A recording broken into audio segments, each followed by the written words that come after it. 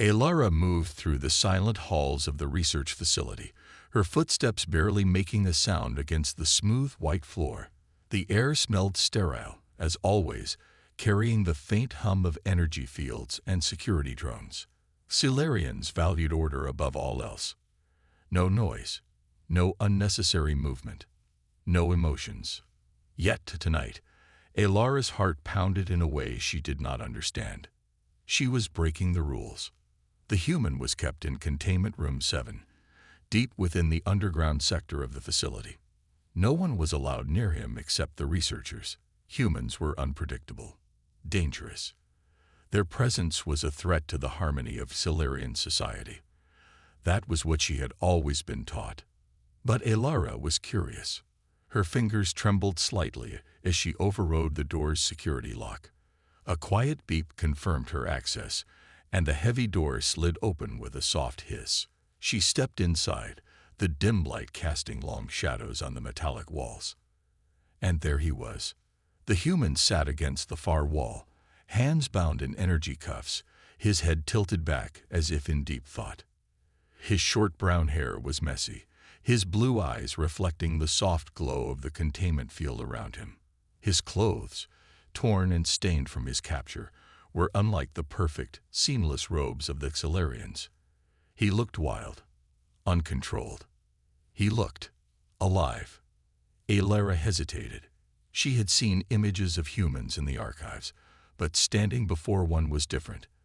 There was something in his eyes, something strange and unfamiliar, something warm. Then the human smiled. Alara's breath caught in her throat. She had never seen such an expression before. Silurians did not smile. It was an inefficient use of facial muscles. But this human, he smiled as if it were the most natural thing in the world. "You must be new," he said, his voice rough but oddly gentle. Alara stiffened. "You? Speak." The human chuckled, shaking his head. "Of course I speak. What? Did you think I just grunt and throw rocks?" Alara blinked. The way his mouth moved, the way his eyes sparkled, it was unlike anything she had ever seen. Silurians spoke in precise, measured tones. They never laughed. They never smiled like this. "What is your name?" she asked, ignoring his strange response. "Ethan Carter," the human said. He leaned forward slightly, studying her with genuine interest. "And you are?"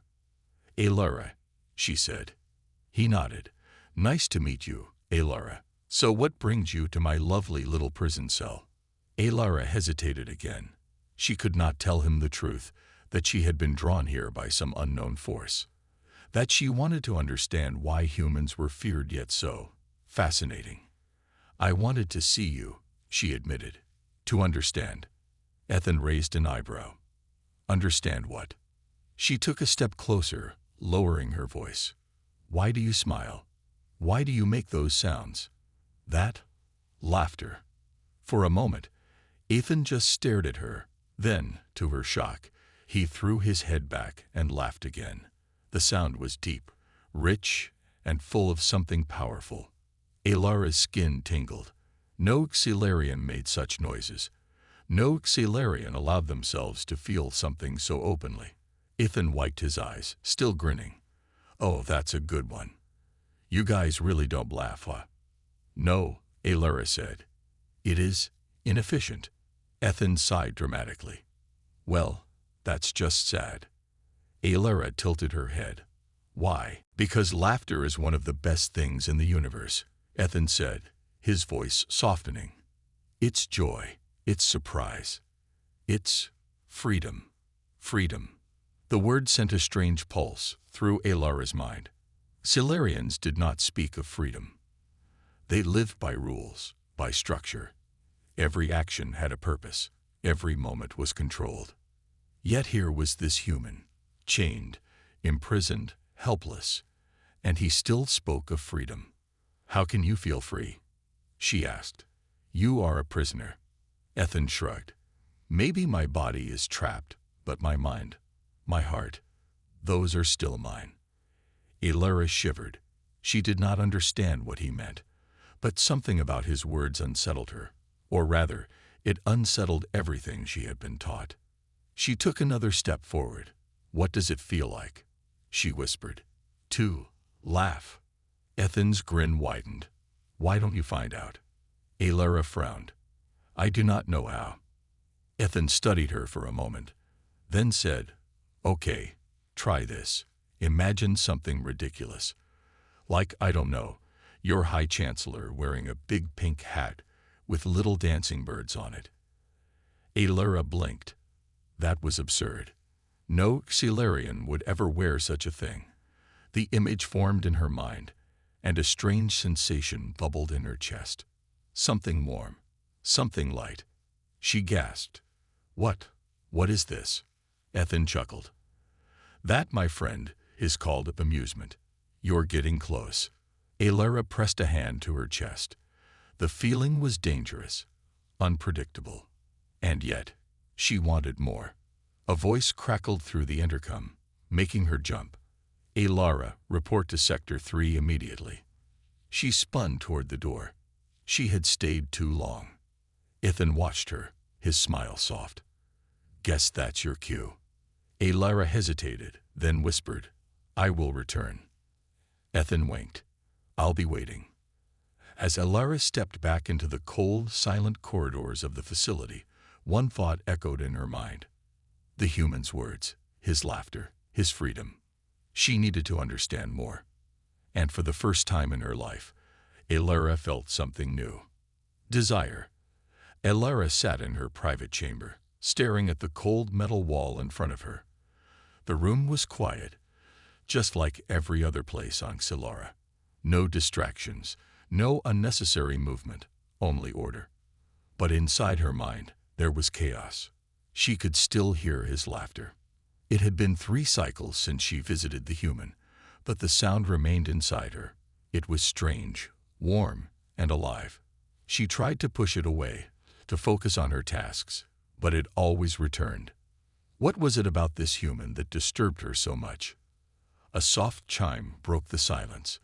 Alara turned to the screen beside her bed. It displayed a message from High Chancellor Voris, the leader of Xilara. "Report to the council chamber immediately." Alara's chest tightened. Had they discovered her secret visit to Containment Room 7?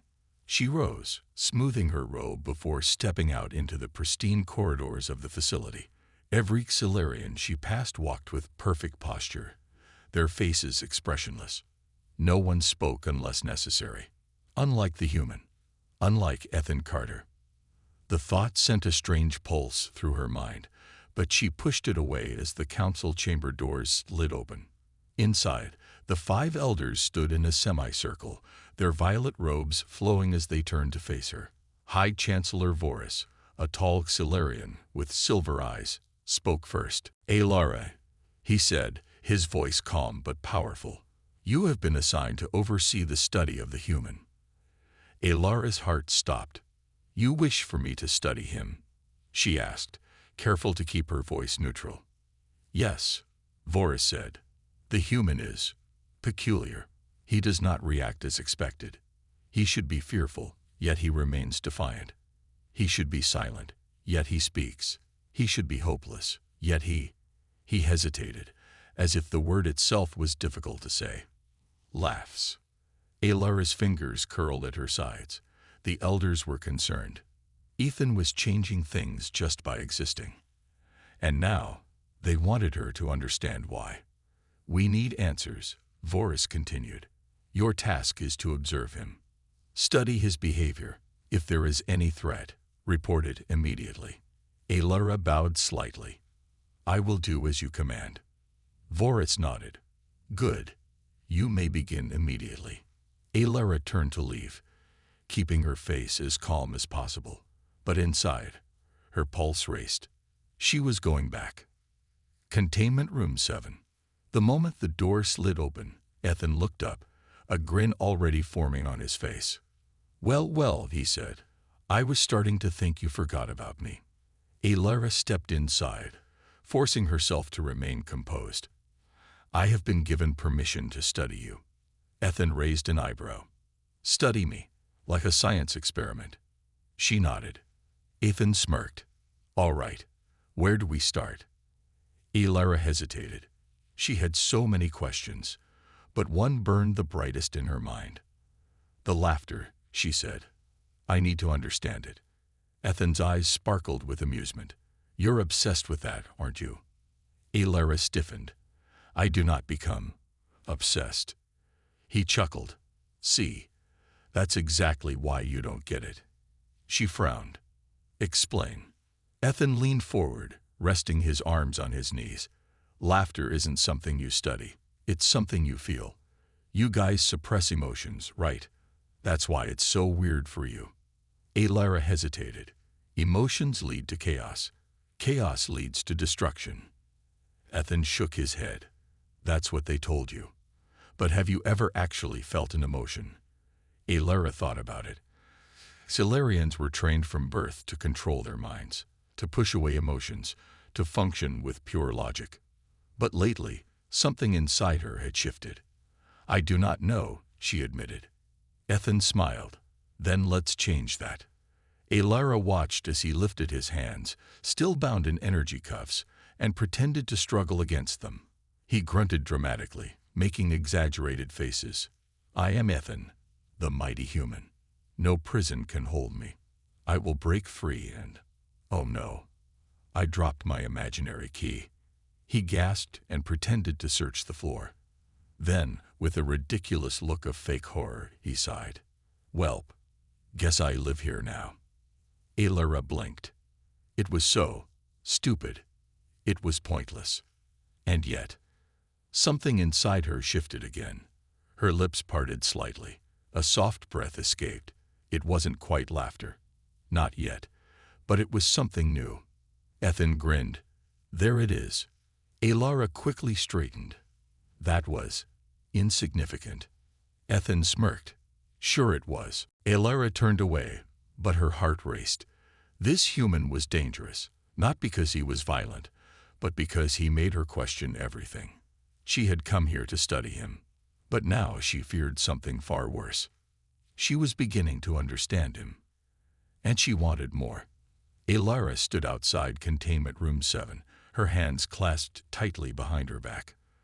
The cold, metallic walls of the research facility stretched around her, silent and still.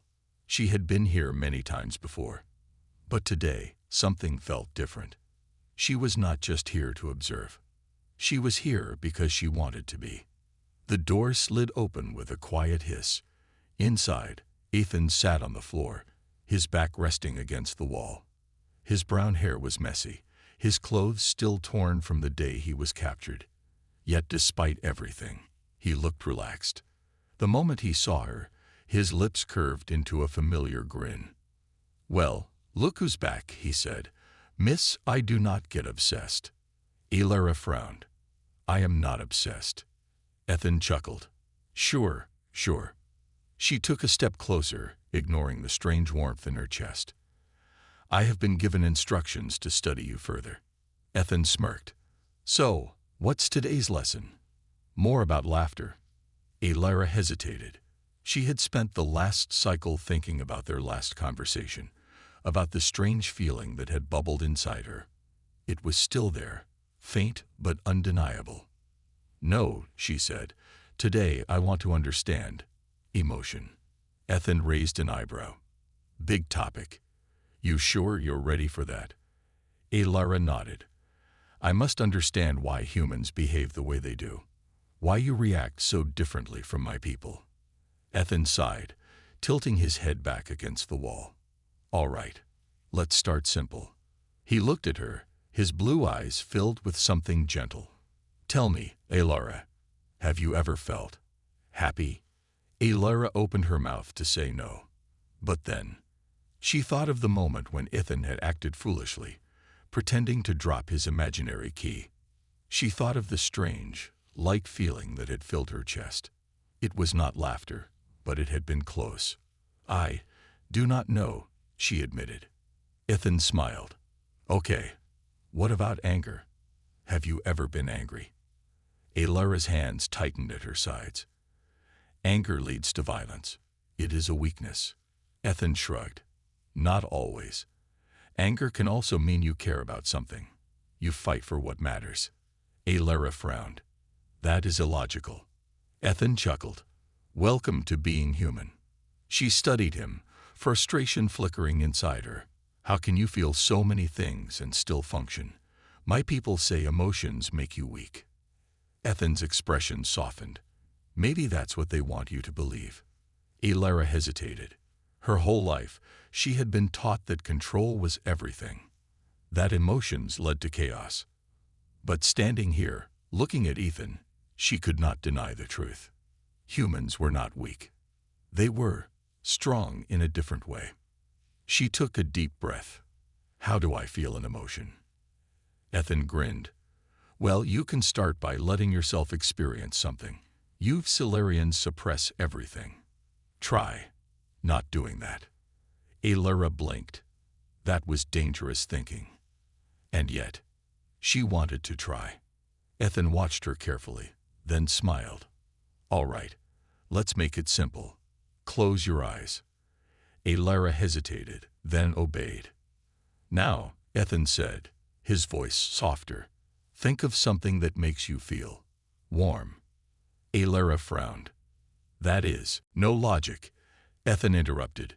Just feel. Alara exhaled slowly. She thought of the moment Ethan had laughed, the way his eyes had sparkled, the way his voice had filled the room with something powerful. And then, something shifted inside her. It was small, faint, but it was real. She opened her eyes, startled.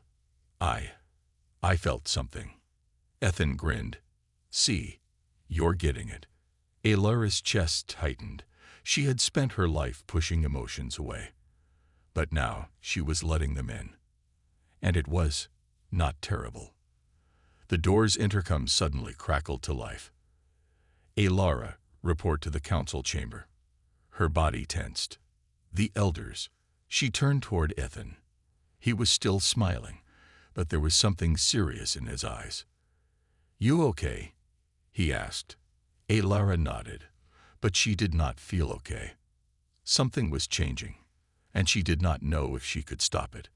Alara walked through the long metallic corridors of the Solarian research facility, her mind racing. The message from the council had been unexpected.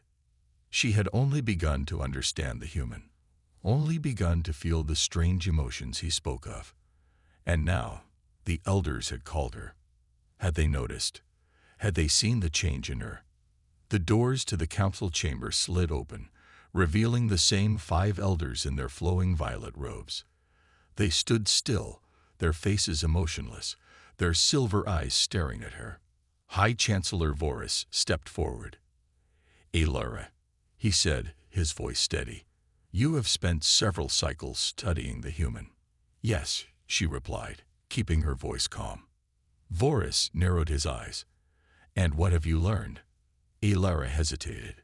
She could not tell them the truth, that she was beginning to understand him, that she was beginning to change. He is unpredictable, she said instead. He does not behave as expected. Voris studied her. And why do you think that is? Alara chose her words carefully. Humans are different. They function with emotions rather than logic. One of the elders, a tall female named Zara, spoke for the first time. And do you believe this makes them weak? Alara opened her mouth to say yes, to give the answer she had been trained to believe. But the words did not come. She thought of Ethan, his laughter, his kindness, the way he had made her feel something she had never felt before. She could not call it weakness. I am still studying him, she finally said. The elders exchanged glances. High Chancellor Voris sighed. Be careful, Alara. The human is dangerous. We have captured his kind before, but this one is different. If he is influencing you in any way, you must report it immediately. Alara forced herself to nod. Of course. Voris studied her for a long moment. Then he gestured toward the door. You may continue your research. Alara bowed slightly and left, her heart pounding. They were watching her. Containment Room 7. Ethan was lying on the cold floor, staring at the ceiling. When the door opened, he sat up, smiling. "Back already?" he asked. "Miss me?" Alara ignored the strange feeling his words caused. "The council is suspicious of you." Ethan smirked. "I'd be surprised if they weren't." "They believe you are dangerous," she continued. "That you are trying to influence me." Ethan raised an eyebrow. "And are they wrong?" Alara hesitated. "I do not know." Ethan leaned forward, resting his arms on his knees. "Then let me ask you something. What do you feel right now?" Alara frowned. "I do not." "No logical answers," Ethan interrupted. "Just feel." She exhaled slowly. She felt uncertain. She felt curious. She felt something she could not name. "I feel different," she admitted. Ethan smiled. "That's a start." Alara glanced at the security camera in the corner of the room. "They are watching." Ethan shrugged. "Let them." She turned back to him. "You do not fear them." Ethan chuckled. "Oh, I do. But fear isn't going to help me right now. Talking to you is." Alara's chest tightened. No one had ever spoken to her like this before, like she mattered. She shook her head. "I should not be here." Ethan's smile faded. "But you are." Silence stretched between them. Alara should leave. She should stop coming back. But she couldn't. Because every time she spoke to Ethan, the world felt bigger. And for the first time in her life, she wanted to know more. Alara sat alone in her private chamber, staring at the glowing data screen in front of her. The room was silent, but her thoughts were loud. She had spent more time with Ethan than with any other living being in her life. Each moment with him felt different, new, unstable. She had been taught that emotions led to chaos, that they weakened the mind. But if that were true, why did she feel stronger than ever? Her fingers hesitated over the screen before she shut it off. The reports could wait. Right now she needed answers. And there was only one person who could give them. Containment Room 7. The door slid open, and Ethan looked up, grinning. "Well, well," he said. "Back so soon? You sure the council isn't gonna get suspicious?" Alara stepped inside, ignoring the way her heart tightened at his voice. "They are already suspicious." Ethan smirked. "Figures." She folded her arms. "They believe you are a threat." Ethan leaned back against the wall, his eyes thoughtful. "And what do you believe?" Alara hesitated. She wanted to say he was harmless, that his only weapon was his words. But that wasn't true. Because Ethan had done something far more dangerous than fight. He had changed her. "I believe you are unexpected," she admitted. Ethan chuckled. "I'll take that as a compliment." Alara sat down across from him, studying his face. "I need to understand something." "Shoot," Ethan said. She exhaled. "Why do you continue to act as though you are free, even when you are trapped?" Ethan's grin faded slightly. "Because freedom isn't just about where you are," he said. "It's about how you think." Alara frowned. "Explain." Ethan tilted his head. "Okay, let's say they took away all your rules, all your training. What would you do?" Alara hesitated. "I do not know." Ethan smiled. "Exactly. That's what they took from you. The ability to choose." Alara's chest tightened. She had never considered that before. She had always followed orders, always done what was expected. But now she was beginning to wonder what it would be like to make her own choice. She looked at Ethan, her voice quiet. "What if I do not wish to follow their rules anymore?" Ethan's eyes searched hers. "Then maybe it's time to break them." Alara's breath caught. She knew what he was suggesting, and it was dangerous. But for the first time in her life, she was willing to take that risk. Alara stood in front of Containment Room 7, her hands clenched into fists. She could hear her own heartbeat, steady but uneasy. She had spent her entire life following orders, obeying the council, believing in their vision of a controlled and logical universe. But now, She was about to break the rules. She tapped the control panel, and the door slid open. Inside, Ethan sat on the floor, leaning against the wall. His usual smirk appeared as soon as he saw her. "Well, if it isn't my favorite Xilarian," he said. "Let me guess. You came to tell me a joke this time." Alara stepped inside, letting the door close behind her. "No." Ethan raised an eyebrow. "Then why do you look so serious?" She took a deep breath. "We are leaving." Ethan blinked. "Leaving? As in, breaking out?" Alara nodded. For the first time, Ethan was speechless. Then, a slow grin spread across his face. "Now that's the best thing I've heard all week." Alara quickly pulled out a small metallic device from her uniform. "This is a security override key. It will disable the cameras for exactly 30 seconds. That is all the time we will have." Ethan whistled. "That's cutting it close." She glanced at the locked door. "If we move fast, we can reach the lower sector, where the landing bay is located. There, we will find a ship." Ethan sat up straight. "And then?" Alara hesitated. "Then, we escape." Ethan grinned. "I like this plan." She ignored the strange warmth in her chest and turned to the control panel. With a quick movement, she activated the override key. The red lights of the cameras flickered and died. "The cameras are off," she said. "Move." Ethan jumped to his feet, and together, they rushed out of the room. The hallway. The corridor was empty, silent, but Alara knew that could change any second. "Which way?" Ethan whispered. She pointed to the right. "Down this passage, then through the maintenance tunnel." They ran. The cold metal floors echoed beneath their footsteps, but no alarms had been triggered yet. As they turned a corner, Alara suddenly stopped. 2 Xilarian guards stood in front of a security door. Ethan froze. "Okay, didn't plan for this." Alara's mind raced. There was no way to turn back now. She took a deep breath, then stepped forward. "Officer Alara," one of the guards said, "you are not authorized to be here." Alara held up her data pad, keeping her voice calm. "The prisoner is being transferred. High Chancellor Vorus's orders." The guards exchanged glances. "We received no such command." Alara's fingers tightened around the device in her hand. She had hoped to avoid this. But now, she had no choice. She moved fast, striking the first guard with a quick hit to the neck, sending him collapsing to the floor.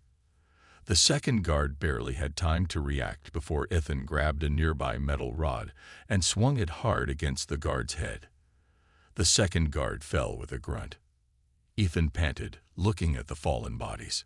Well, that happened. Alara ignored the pounding in her chest. "Come on." She swiped the stolen security pass from one of the guards and pressed it against the scanner. The door hissed open. The landing bay. The docking area was huge, filled with sleek Xilarian ships. Alara quickly scanned the area. "There," she said, pointing to a small scout ship near the far end. But just as they started moving, a loud alarm echoed through the facility. They had been discovered. Ethan groaned. "Well, that's not good." Alara pulled out a small energy pistol from her belt. "Run." They sprinted toward the ship as red emergency lights flashed around them. Security forces were already pouring into the bay, shouting orders. Alara fired a few warning shots at the approaching guards, forcing them to take cover. Ethan ran ahead, reaching the scout ship first. He quickly climbed into the cockpit, pressing buttons randomly. I have no idea how to fly this thing," he admitted. Alara jumped in beside him, pushing him aside. "I do." She activated the ship's engines just as more guards arrived, their weapons raised. Ethan glanced at them. "I really hope we have shields." Alara didn't answer. She grabbed the controls and launched the ship forward. Blaster fire erupted behind them, but the scout ship shot out of the hangar, racing into the dark void of space. For a long moment, neither of them spoke. Then Ethan let out a loud, relieved laugh. "We did it." Alara exhaled, her hands still gripping the controls. We are not safe yet. The Council will send ships after us. Ethan shrugged. Yeah, but for now, we're free. Alara turned to look at him. His face was bright with excitement, his blue eyes shining. For the first time in her life, Alara felt something she could finally understand. Hope.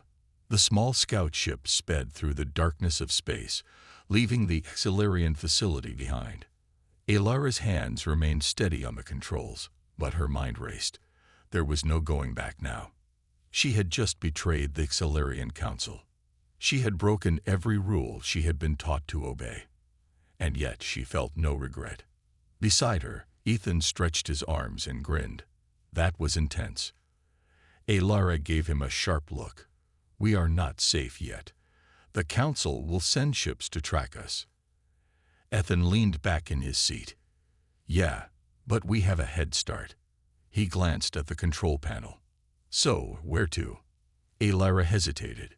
She had spent her whole life inside the Xilarian system, following strict orders, never questioning. She had never made a decision for herself. Now she was free, and she had no idea what to do next. Ethan noticed her silence. He softened his voice. Hey, you okay? Alara exhaled. I do not know.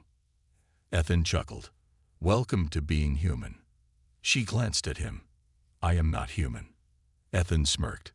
No, but you're learning to think like one. Alara looked at her own hands. Before meeting Ethan, she had been certain of her purpose. But now, everything felt different.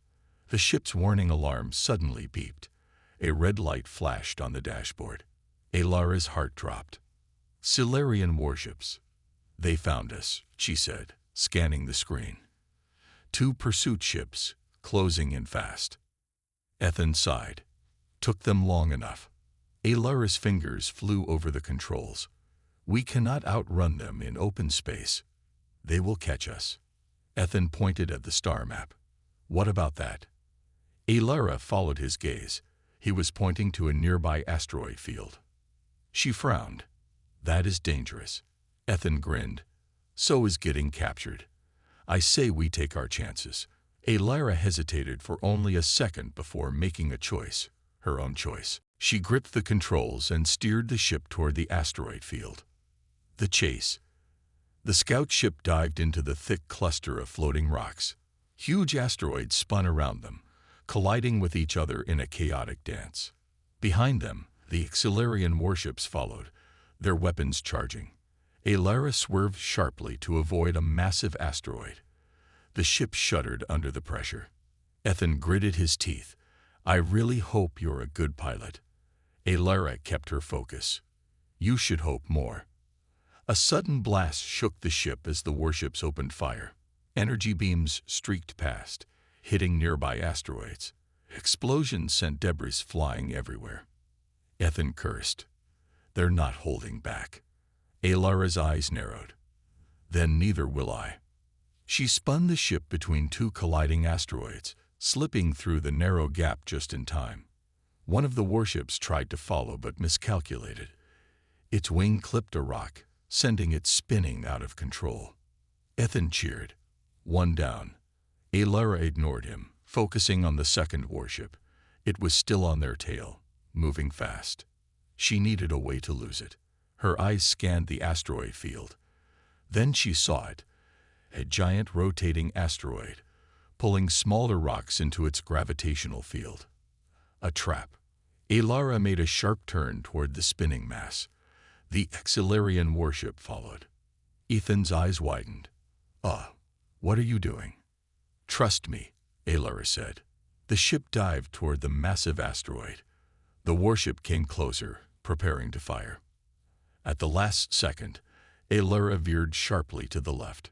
The warship, moving too fast, tried to turn, but it was too late. The gravity of the massive asteroid pulled it in, smashing it against the spinning rocks. A fiery explosion lit up space. Ethan blinked. That was awesome. Alara took a deep breath, steadying her hands on the controls. We are safe. For now. Ethan laughed. You know, for someone who's never broken a rule before, you're really good at it. Alara gave him a small, rare smile. Perhaps I had a good teacher. A new beginning. With the Xilarian warships destroyed, the two of them drifted in the quiet of space.